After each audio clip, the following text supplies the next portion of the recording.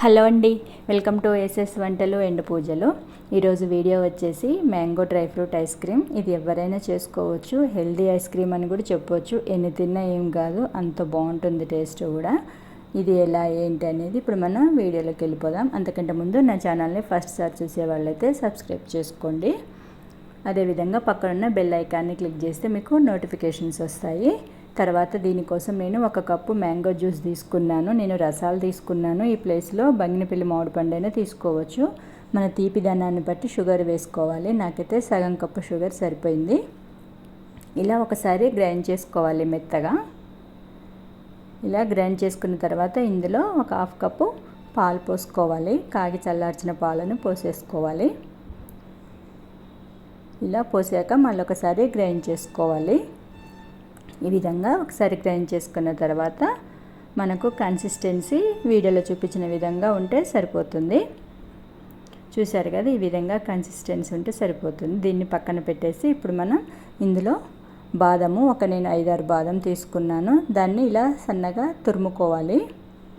ఇలా బాదాన్ని తురుముకోనండి. ఇది ఐస్ క్రీమ్లు ఉంటే మధ్య మధ్యలో వస్తుంటే చాలా బాగుంటుంది టేస్ట్. హెల్దీ కూడా కదండి. పిల్లలు 1-2 ఎక్కువ తిన్నా మనకు ఏం కాదు. ఇలా చిన్న మొత్తం పౌడర్ వచ్చేస్తుంది. ఈ పౌడర్ని పక్కన పెట్టేసుకొని ఇప్పుడు ఇందాక మనం మిక్సీ పట్టేసిన మ్యాంగో జ్యూస్ ఉంది కదా, ఇందులో పోసేసుకోవాలి. ఇలా ఒక బౌల్లో పోసేసుకున్న తర్వాత తురుముకున్న బాదాన్ని ఇందులో వేసేసుకోవాలి. ఇలా బాదాన్ని ఇందులో వేసేసి ఒకసారి కలుపుకోవాలి. ఇలా కలిపేసుకున్న తర్వాత దీంట్లోనే ఖర్జూర పండ్లు అండి, మనకి లైన్ డేట్స్ లేదా వేరే ఏదైనా ఖర్జూర పండ్లు, ఇవి కూడా చాయిస్ ఉంటే వేసుకోవచ్చు, లేదంటే స్కిప్ చేసుకోవచ్చు. దీన్ని చిన్న చిన్న పీసెస్ చేసి ఇందులో వేస్తే మధ్య మధ్యలో మనకు పంట కిందకి వస్తుంటే చాలా బాగుంటుంది టేస్ట్ కూడా. అందులో హెల్దీ కూడా కాబట్టి పిల్లలకి ఇచ్చినా ఏం కాదు. ఇలా కలుపుకున్న తర్వాత ఐస్ క్రీమ్ బౌల్స్ ఉంటాయి కదా, దాంట్లో ఇవి జ్యూస్ని మొత్తం పోసేసుకోవాలి.